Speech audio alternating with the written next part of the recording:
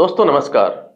बाल मुकुंद आचार्य हाथोज धाम के महंत और जयपुर के हवा महल विधानसभा सीट से 974 वोटों से जीतकर पहली बार विधायक बने बाल मुकुंद आचार्य लगातार अपने विवादित बयानों से सुर्खियों में है। राजनीतिक हलकों में सवाल पूछा जा रहा है कि आखिर बाल मुकुंद आचार्य लगातार विवादित बयान क्यों दे रहे हैं। बाल मुकुंद आचार्य के विवादित बयान और उसका मतलब, इसका विश्लेषण करने के पहले आइए एक नजर डालते हैं बाल मुकुंद आचार्य के विवादित बयानों पर।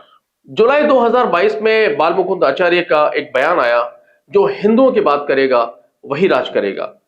उसके बाद जब बाल मुकुंद आचार्य को हवा महल विधानसभा क्षेत्र से टिकट मिल गया तो उन्होंने बयान दिया कि परकोटा क्षेत्र में पूर्व में सैकड़ों मंदिर थे, उन्हें तोड़ा गया है और वो फिर से उनको अस्तित्व में लेकर आएंगे। और जब बाल मुकुंद आचार्य विधायक बन गए तो उसके तुरंत बाद अपने समर्थकों को लेकर मांस और मीट की अवैध बिकने वाली दुकानें और खुले में बिकने वाली मांस की दुकानों पर जाकर सीधा हमला बोल दिया।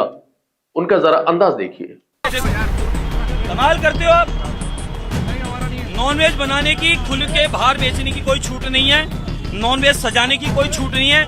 ये 20 फीट तक कब्जा करके यहाँ पर नॉनवेज सजाता है। इसके बाद बाल मुकुंद आचार्य ने सीधे अधिकारियों को फटकार लगा दी और बड़े ही तीखे अंदाज में उनसे रिपोर्ट मांग ली।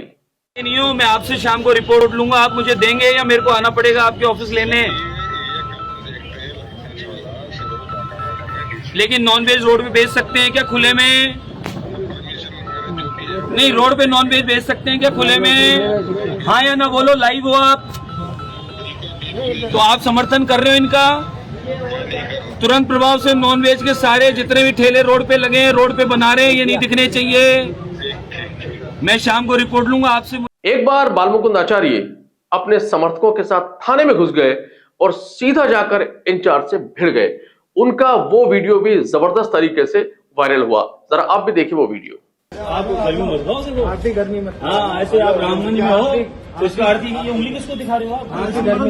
ये उंगली किसको दिखा रहे हो आप? उंगली किसको दिखा रहे हो आप? थाने में आके दादागिरी करोगे क्या? कौन दादागिरी कर रहा है? आप कर रहे हो? जनता को बोलने की जरूरत नहीं है। क्या हम किसी को आप बोल रहे हो, लाइव चल रहा है हमारे। हम हमारी बात अरे रिपोर्ट नहीं लोगे क्या भाई साहब हमारी? रिपोर्ट नहीं लोगे क्या आप हमारी? रिपोर्ट दिखाने के लिए आए हैं। ये धमकाना है, आप धमका रहे हैं हम लोगों को। रिपोर्ट नहीं लोगे क्या आप हमारी? बदतमीज नहीं बोलोगे आप? SHO को उंगली दिखा दो। आप दिखा रही उंगली, रिपोर्ट दर्ज नहीं कर रहे आप। इसके बाद बाल मुकुंद आचार्य कहते हैं 4 बच्चे पैदा करो तो भी कोई दिक्कत नहीं है। इसके बाद बाल मुकुंद आचार्य अपने क्षेत्र के एक स्कूल में गए, वहां पर हिजाब को लेकर के उन्होंने एक बयान दे दिया। उसके बाद जबरदस्त तरीके से हंगामा हुआ और बाबा का वो विवादित बयान जबरदस्त तरीके से वायरल हुआ। अरे साहब, यहाँ तो आपने कर रखा है ऐसे क्या माहौल ये लगा इससे आप बल्कि माहौल खराब कर रहे हो आप। तो फिर आपको भी ऐसे आना पड़ेगा। ये क्या है, थोड़ा लेट हो गया ना तो ये घर जाके वापस आ। और आप स्कूल में तो बंद करो, अब बंद कर दो। इन बच्चियों को बल्कि इनसिक्योर महसूस करेंगी। मैं आपको महाराष्ट्र बताऊँ, फिर ये घूमट में आएगी कल को। अपना एक स्कूल में सारे से बटालियन मैडम प्रयास करके दोबारा मैं तो। फिर बाल मुकुंद आचार्य ने कह दिया कि अगर स्कूल में हिजाब पहना जाएगा तो हमारे बच्चे भी लहंगे और चुन्नी पहन कर आएंगे।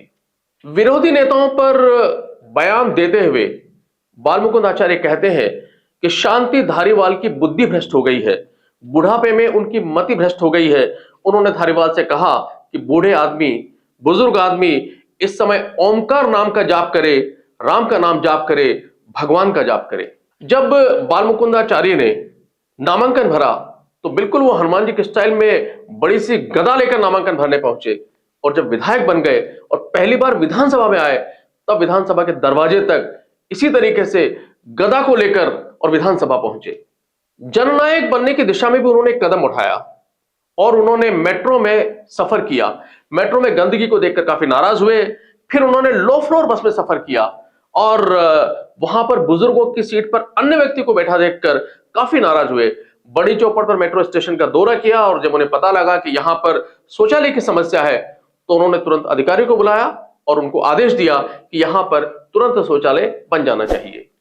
तो इन सब सारे बयानों और सारी बातों को देखने के बाद में सवाल उठ रहा है कि क्या बाल मुकुंद आचार्य राजस्थान के योगी बनने की कोशिश कर रहे हैं? अब हम इसी पर बात करेंगे और जानने की कोशिश करेंगे बाल मुकुंद आचार्य की बयानबाजी और उसके पीछे की रणनीति। राजस्थान में 2023 के चुनाव में 4 महंत जीते हैं, बाबा बालकनाथ, बाल मुकुंद आचार्य, महंत प्रतापपुरी और ओटाराम देवासी। शुरू में ऐसा लग रहा था कि यूपी के तर्ज पर यहां भी किसी बाबा को सीएम बनाया जा सकता है। इस कड़ी में बाबा बालकनाथ का नाम खूब चला, लेकिन जबरदस्त मीडिया ट्रायल ने बाबा बालकनाथ को रेस से आउट कर दिया। बाबा बालकनाथ क्यों नहीं बन पाए सीएम? अगर इस बारे में आप जानना चाहते हैं तो मेरा पिछला वीडियो जरूर देखिए। ऊपर दिए गए आई बटन पर क्लिक करके आप ये वीडियो देख सकते हैं। जब बाबा बालकनाथ सीएम नहीं बने तो फिर यह माना जाने लगा कि किसी बाबा को मंत्रिमंडल में जगह मिलेगी और इसी कड़ी में ओटाराम देवासी को राज्य मंत्री बना दिया गया। ओटाराम देवासी मुंडारा माता के मंदिर के पुजारी हैं और उन्हें फायर ब्रांड बाबा नहीं माना जाता।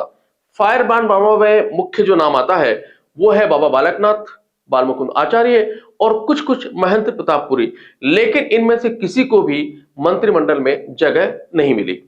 अब ये कयास लगाए जा रहे हैं कि अगला जो मंत्रिमंडल का विस्तार होगा राजस्थान में, उसके अंदर इन तीनों में से किसी फायर ब्रांड बाबा को जगह मिल सकती है, मंत्री बनाया जा सकता है। योगी आदित्यनाथ के बाद में भाजपा से जुड़े हर साधु, बाबा या महंत को लगने लगा है कि अपनी पहचान बनाने और आला कमान की नजरों में चढ़ने का सीधा रास्ता है विवादास्पद बयान दो, कट्टर हिंदूवादी नेता के रूप में अपनी पहचान बनाओ, बीजेपी के आला कमान की नजरों में चढ़ जाओ और मुख्यमंत्री से लेकर के मंत्री तक बनने की मंजिल को पा जाओ। राजनीतिक हलकों में यह अनुमान और कयास लगाया जा रहा है कि क्या बाल मुकुंद आचार्य भी इसी फॉर्मूले को अपना रहे हैं और आने वाले कल में 2 टारगेट को ध्यान में रखकर विवादित बयानों के माध्यम से अपनी जमीन को मजबूत कर रहे हैं। अब हम बात करेंगे वो 2 टारगेट क्या है, क्या हो सकते हैं। देखिए, पहला टारगेट है मंत्री बनना। यह माना जा रहा है कि जब लोकसभा के चुनाव खत्म हो जाएंगे उसके बाद में राजस्थान में मंत्रिमंडल का विस्तार होगा और उसके अंदर किसी एक फायर ब्रांड बाबा को जगह मिलेगी। अब बाल मुकुंद आचार्य का जो सीधा कंपटीशन है वो बाबा बालकनाथ के साथ है। बाबा बालकनाथ की पहले से ही कट्टर हिंदूवादी छवि है और वो पहले से ही अपने कठोर और विवादास्पद बयानों के लिए जाने जाते हैं। तो अगर अगला मंत्रिमंडल विस्तार होगा तो किसी ऐसे बाबा को जगह मिलेगी तो बाबा बालकनाथ इस वक्त ऊपर है।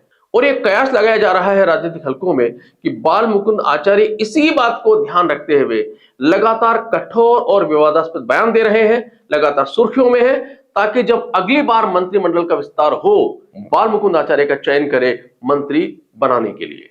जो दूसरा बाबा का टारगेट माना जा रहा है इन सबके पीछे वो है मुख्यमंत्री बनना। बाल मुकुंद आचार्य 48 वर्ष के हैं। भाजपा में आज की रीति नीति के अनुसार 75 वर्षों तक सक्रिय राजनीति में रहा जा सकता है।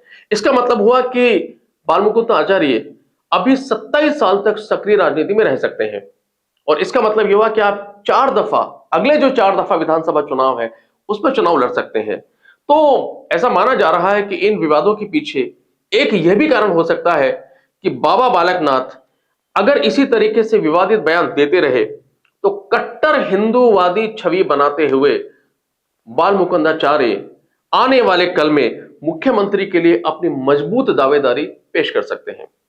अब सवाल ये उठता है कि ऐसा होगा कि नहीं होगा। बाल मुकुंद आचार्य क्या अगले मंत्रिमंडल विस्तार में मंत्री बनेंगे या फिर आने वाले समय में क्या राजस्थान के मुख्यमंत्री बन सकते हैं? इसके लिए हमें 2 काम करने होंगे। पहला, अगले मंत्रिमंडल के विस्तार का इंतजार और फिर अगले 27 वर्षों तक इंतजार कि बाल मुकुंद आचार्य की राजनीति इन सब के माध्यम से किस दिशा में आगे बढ़ती है। दोस्तों, इस वीडियो में इतना ही। अगले वीडियो में फिर आपसे मुलाकात होगी, लेकिन चलते चलते आपसे गुजारिश, वीडियो को लाइक कीजिए, सब्सक्राइब कीजिए, अपने मित्रों को शेयर कीजिए और साथ ही कमेंट बॉक्स में कमेंट लिखकर जरूर बताइएगा वीडियो आपको कैसा लगा। अगले वीडियो में फिर आपसे मुलाकात होगी, तब तक के लिए मुझे दीजिए इजाजत। नमस्कार।